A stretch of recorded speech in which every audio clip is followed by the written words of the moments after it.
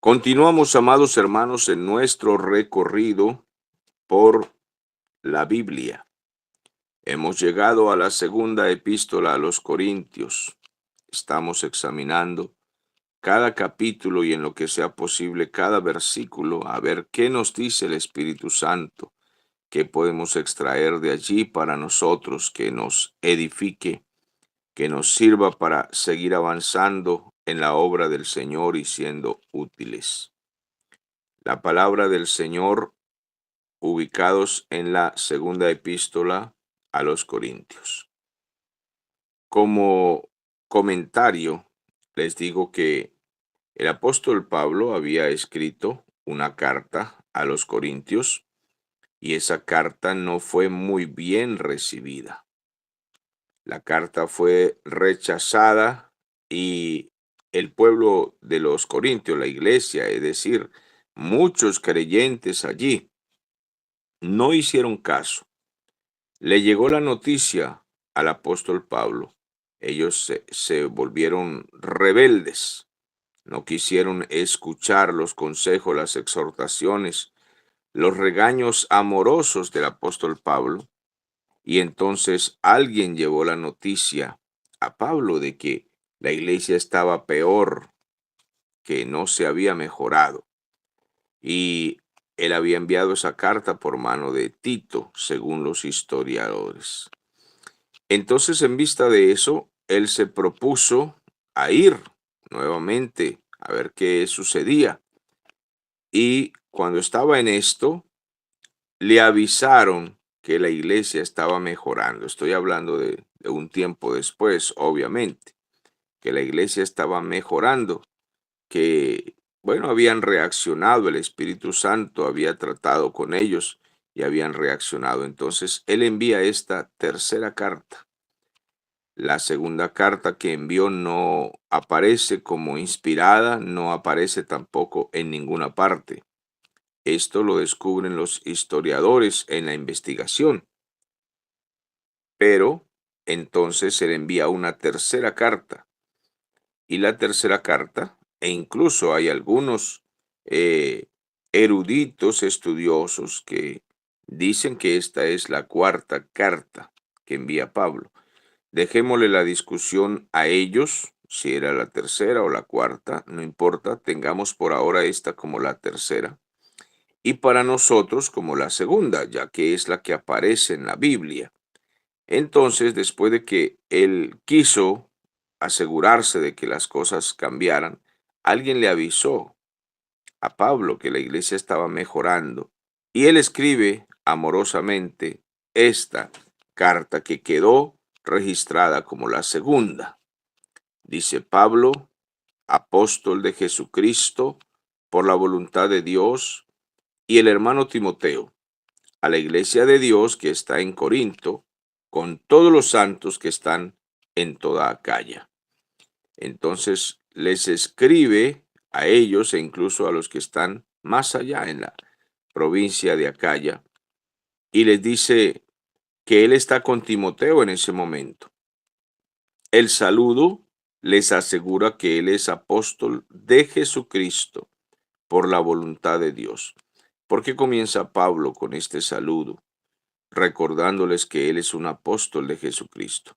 Porque había algunos en esa iglesia que no creían en el apostolado de Pablo y lo combatían, pero sí creían en algunos falsos apóstoles que habían aparecido por allí, fraudulentos, de los cuales Pablo en otras oportunidades tiene que aclarar y reprender estas cosas. Pero él les dice, yo soy apóstol de Jesucristo. Él sí me apareció, él sí me llamó a mí. Los otros son falsos apóstoles. Yo lo soy no por voluntad de hombre, no por voluntad de nadie. Yo no me puse como apóstol, solamente por voluntad de Dios. Fue él quien me puso aquí porque Jesucristo me llamó. Entonces, después de darles este saludo y decirles que está con Timoteo a la hora de escribir la carta, que él es su acompañante, le dice gracia y paz a vosotros de Dios nuestro Padre y del Señor Jesucristo. ¿Y qué regalos más grandes podrían tener los creyentes? ¿Qué regalos más grandes que gracia y paz? Ese deseo. Podemos desearle a la gente bendiciones materiales, podemos desearle cosas terrenales útiles para su vida, pero nada es más importante que la gracia y la paz del Señor. Lo que debemos desear a todos es que crezcan más que en dinero o en cualquier otras cosas. Es mejor desearles gracia y paz de parte de Dios. Bendice el apóstol Pablo al Señor diciendo, bendito sea el Dios y Padre de nuestro Señor Jesucristo, Padre de misericordias y Dios de toda consolación. Ahora, esta bendición es doctrinal porque dice que Dios es Dios y Padre de nuestro Señor Jesucristo. Recordándonos entonces que Jesucristo es Dios. ¿Por qué? Porque dice que el Padre es Padre del Señor Jesucristo. Entonces Jesucristo es el Hijo de Dios, por tanto es Dios. Pero además dice que es el Dios de nuestro Señor Jesucristo. Entonces Jesucristo es hombre, es el Hijo del Hombre. Ese es el título de él, porque Dios es Dios de nuestro Señor Jesucristo y es Padre de nuestro Señor Jesucristo. Entonces, esto nos indica que Jesucristo es Dios hombre. ¡Qué maravilla! Dice, el cual nos consuela en todas nuestras tribulaciones, para que podamos también nosotros consolar a los que están en cualquier tribulación, por medio de la consolación con que nosotros somos consolados. Bueno, es necesario, también nos decía el apóstol Pedro en su epístola, que es necesario a veces que pasemos por distintas pruebas, por tribulaciones, porque el oro es probado con fuego y así es purificado y mejorado. Entonces también nuestra fe, que es más preciosa que el oro, es necesario que sea hallada en alabanza, gloria y honra cuando sea manifestado Jesucristo. Por tanto, es necesario que nuestra fe pase por el fuego de las pruebas, de las tribulaciones, de las dificultades, de muchas circunstancias que nos enseñan a permanecer en la fe. Y Pablo dice que es necesario que pasemos por estas cosas para que seamos auxiliados por el Señor, para que seamos fortalecidos y consolados por el Espíritu Santo, porque de esa manera, cuando pasamos por pruebas y somos fortalecidos y consolados, nosotros podemos también aconsejar a otros que están en distintas pruebas y podemos consolarlos, abrazarlos y podemos fortalecerlos con buenas palabras debido a nuestra experiencia.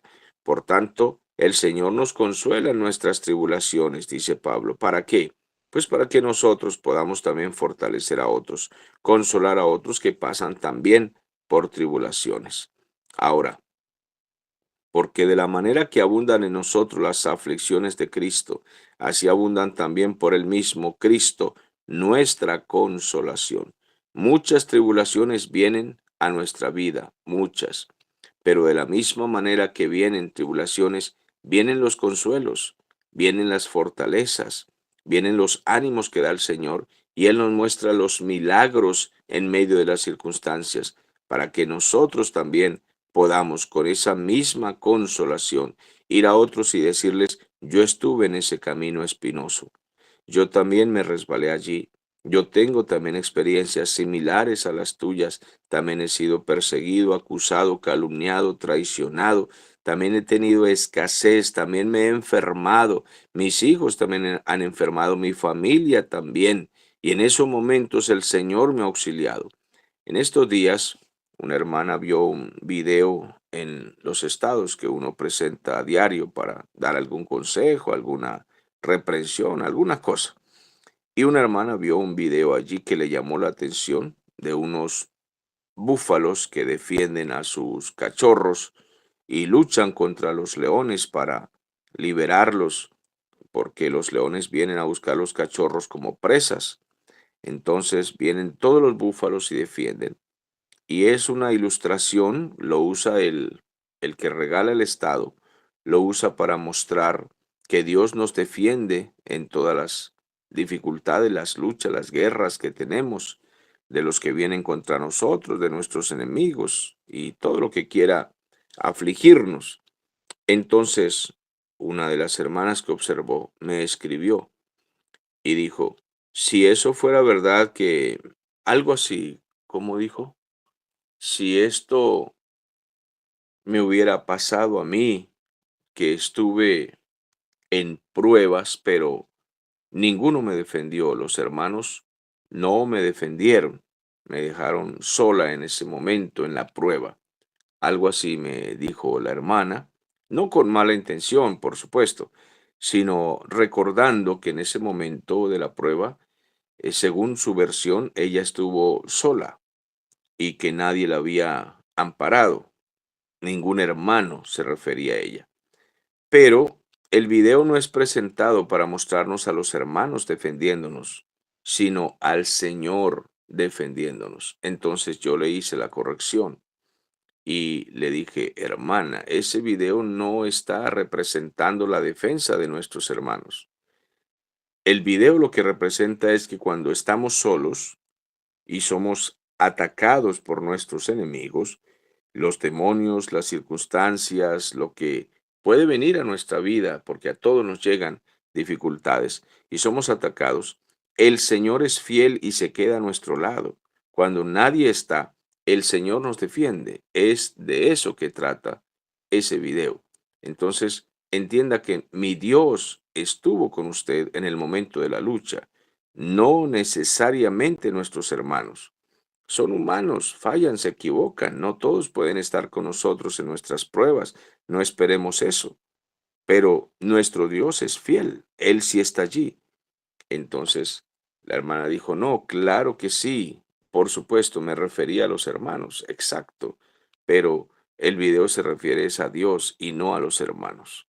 Entonces ella comprendió y me dijo que sí tenía razón, que Dios había estado en defensa de ella e incluso en aquella guerra ella se había dado cuenta que Dios no la había abandonado. Y le dije, exacto, somos atribulados, tenemos muchas guerras, muchas dificultades que vienen a nosotros y a veces nuestros hermanos parece que nos han abandonado porque ellos también enfrentan sus propias batallas y están en sus propias guerras. Y bueno, nos descuidan porque es normal, no tienen las manos suficientes ni tan largas como para estar en todas nuestras guerras. Eso es lógico.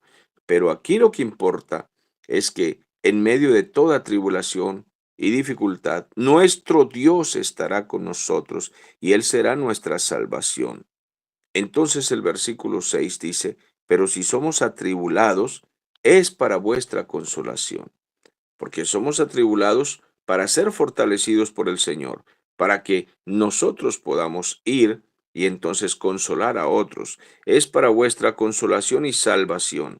Si somos consolados, es para vuestra consolación y salvación, la cual se opera en el sufrir las mismas aflicciones que nosotros también padecemos. Entonces, aquí nos está aclarando que es necesario que pasemos por todas estas dificultades y que el Señor nos mostrará que Él ha estado con nosotros. Y nuestra esperanza respecto de vosotros es firme, pues sabemos que así como sois compañeros en las aflicciones, también lo sois en las consolaciones o en la consolación. Porque, hermanos, no queremos que ignoréis acerca de nuestra tribulación que nos sobrevino en Asia, dice Pablo.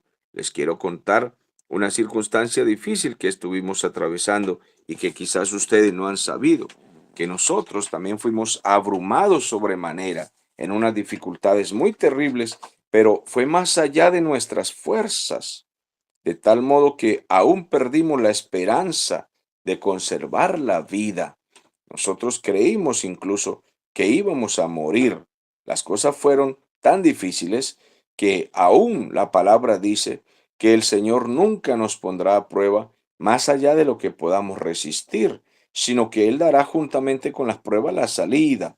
Él nos ha dicho esto, pero aquí nos aclara que tuvimos una prueba, dice Pablo, que fue tan terrible que pensamos que no podríamos conservar la vida, perdimos la esperanza, pero tuvimos en nosotros mismos la sentencia de muerte para que no confiásemos en nosotros mismos, sino en Dios que resucita a los muertos. Pablo dice, fueron tan terribles las cosas que no sucedieron, que pasaron, que acontecieron alrededor contra nosotros, que pensamos que íbamos a perder la vida. Pero si el Señor nos llamó a este ministerio, es porque entonces íbamos a resucitar. Incluso a Pablo en una oportunidad le dieron una paliza que él quedó muerto. Estaba en aquella oportunidad, creo que con Bernabé, y quedaron como muertos. Los dejaron tirados a la puerta de la ciudad, de manera que no los golpearon más, porque se dieron cuenta que ellos estaban muertos. Pero después de haber estado así, allí privados, de pronto despertaron. Y Pablo se levantó como si nada y siguió su camino y siguió predicando. Volvió a entrar en la ciudad y otra vez a predicar. Ese era nuestro hermano Pablo, para que nosotros, los creyentes que leemos la vida de Pablo, la biografía, las historias de los siervos de Dios a través de la Biblia, veamos siempre el ejemplo de los mártires de Cristo, de los hombres de Dios del Antiguo Testamento y Nuevo Testamento, que no andaban lloriqueando porque no tenían una cebollita para el guiso del almuerzo y entonces están lloriqueando por estas cosas. Ay, no hay ni un tomatico para echarle al guiso y entonces qué pruebas tan grandes tenemos, Dios mío, qué pruebas tan difíciles. Que dejemos todas esas niñerías y veamos a los siervos de Dios sufriendo por circunstancias verdaderamente difíciles, aflicciones que entristecían realmente, pruebas muy terribles, sentencias que hubo contra todos los siervos de Dios de todas las épocas y ellos se mantuvieron firmes en la fe. Y que esto nos sirva a nosotros también para ser animados, para ser fortalecidos, para ser vivificados en todas las áreas de nuestra vida y podamos dar fruto como creyentes, como hijos de Dios, en cambio de estar llorando por cualquier niñería. Es necesario que tengamos esa fuerza. Pablo dice, tuvimos esa sentencia de muerte para que no confiemos en nosotros mismos, en nada. No confiemos en nosotros, en que somos fuertes o ágiles o capaces, nada, sino que pongamos toda nuestra confianza en el Señor, porque Él resucita de los muertos a quien Él quiera resucitar. Él es Dios, el cual nos libró y nos libra, y en quien esperamos aún nos librará de tan gran muerte. Dice, cooperando también vosotros a favor nuestro en la oración, para que por muchas personas sean dadas gracias a favor nuestro por el don concedido a nosotros por medio de muchos. Entonces, el apóstol Pablo está aquí terminando su introducción, su saludo, y continúa entonces su carta.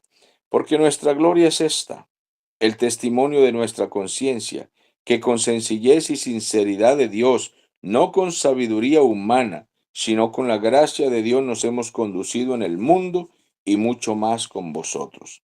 Qué bueno es que nosotros podamos reconocer que lo que somos, lo que tenemos, lo que hemos hecho en el camino, en lo que hemos podido servir y ser útiles a otros.